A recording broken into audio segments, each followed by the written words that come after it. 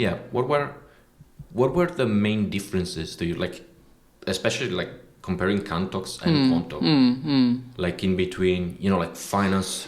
I would say more like a finance, fintech, sales-driven company with a product and a tech team to support, and Quanto. Well, also there Yeah. were differences, I guess, because of the size and the stage. Yeah, of course. But also differences in how, like, basically which team or department is leading growth. Yes, yes. What kind of difference did you see? There are really a lot of differences, and as you mentioned, one of the key ones are due to the size, right? But also the market, right? So essentially, Conto, as you said, is very product-driven organization, is super customer-centric. Yeah, so the way it operates, the way you need to stay closer to the customer and talking to them to understand what they need. You as a product manager are really becoming the guy that understands what is the customer problem, and you want to craft a solution that solves it. Yeah, in Cantox was, I think, different. It was much more agile, I would say, in a way. So we were very, very close to the sales department and to the engineering. And probably it's also because that happened before COVID, right? Before remote working became a thing. So really sitting at the office and having like sales directors and account executives jumping at your desk every time with new, fresh customer feedback, and being able to actually listen to every single discovery calls, right? Just because the sales guy is next to you, and you have this indirect customer feedback, right, that is reaching to you. That's like just so powerful. And also the fact that that information doesn't stop there, but it reaches the engineers, and then you can have like this loop, like very fast loop that goes from the market, from the customer, through the sales, through the product, up to the engineers, that allows for an incredible speed of work.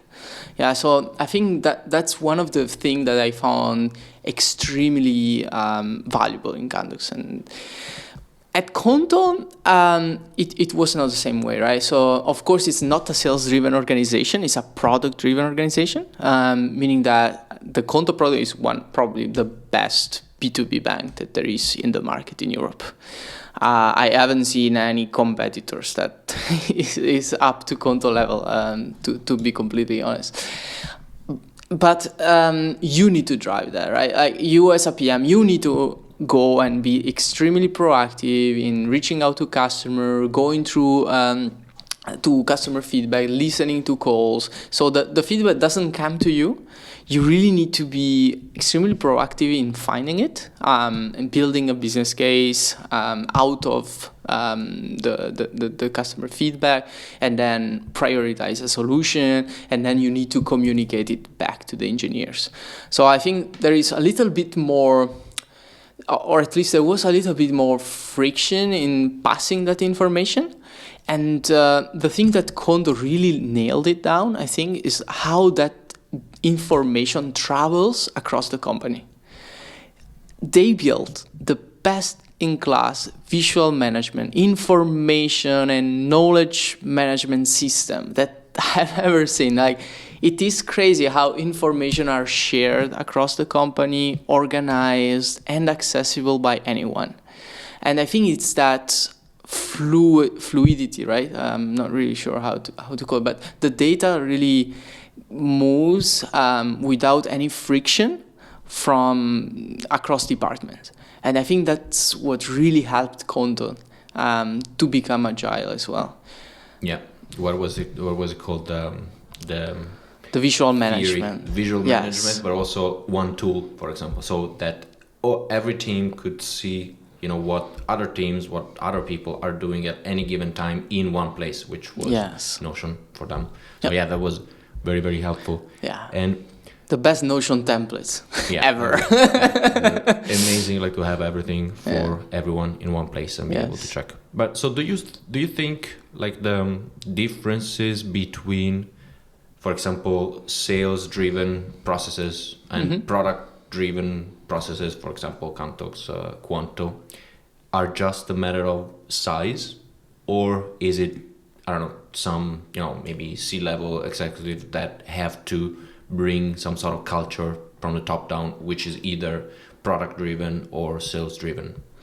Yeah, I think it's a little bit of both, but it depends also on the type of approach that you have, right? So the bigger the customers that you're serving, right? If, for instance, in the case of Cantox, is really targeting bigger customers. Yeah, it's large ones. We are talking about operators in the travel industry, in the chemicals, in the advertisement technology.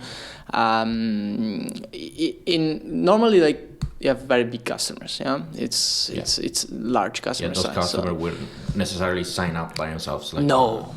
Logging in. And also the business model, right? Because essentially, what Cantox is a business model, right? It's like an Excel business model which automatically executes itself, right? What it means that you really need to educate the customer on how to do risk management, on how to manage currencies.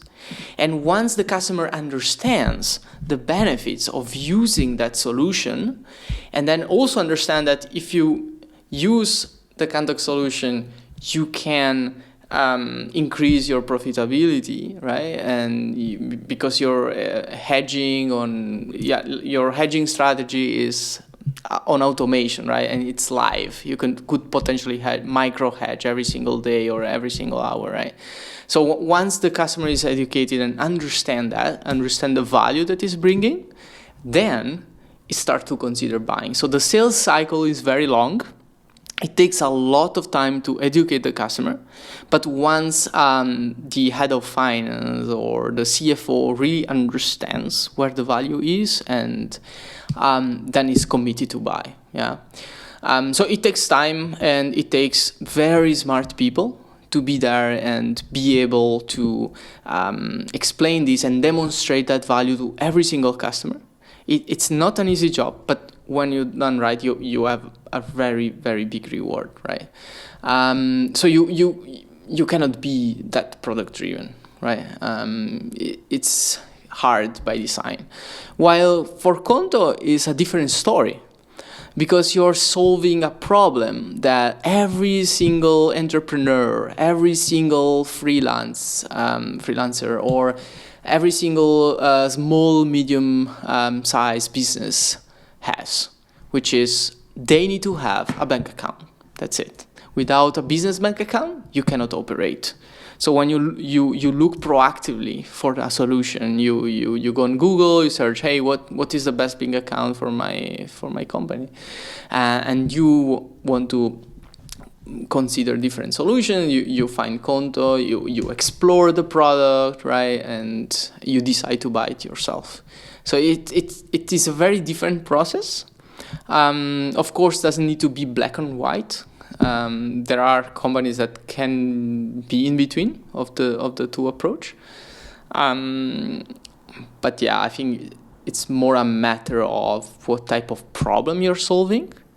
Do you need to educate? Yeah, do you need to educate the customer for that problem, or the customer is looking for a solution itself because he's already aware of that problem, right? So that makes product-driven organization versus sales-driven. And to be completely honest, I believe that product managers, designers, and engineers can have equally big impact whether they work on a sales-driven organization or a product-driven. That's not really what defines best practices for product management.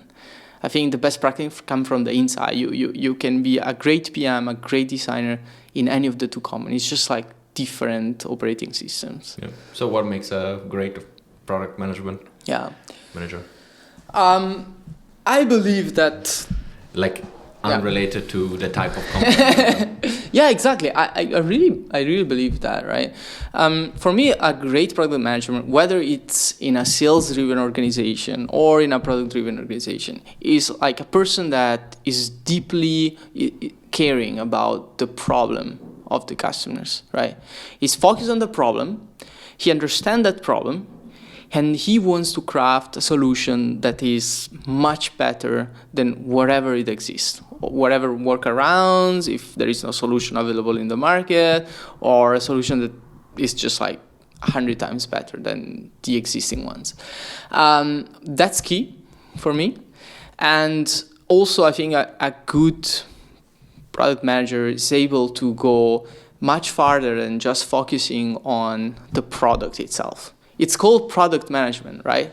But for me, it shouldn't be called product manager. It should be called like outcome manager or impact manager, right? Because what you really, like, your focus should be not on crafting a solution, right? That's the job of designers, engineers together. If you put together a designer and engineers, they're going to be able to build an amazing an amazing product that is both usable, right? Because the designers focus 100% on usability, and that it actually function well, right? If you have a great engineers.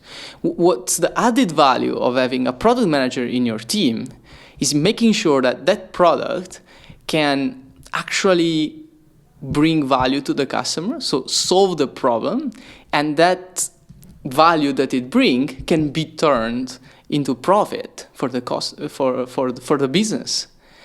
So you can build a great product but make no money with it. So the job of a product manager is really to optimize the time that it takes from building a solution to monetize, to actually get revenues out of it. And that's, I think, where should be your focus. That doesn't really matter if you're in a sales-driven or a product-driven or ads-driven organization. That doesn't really matter. That should be your focus. Yeah,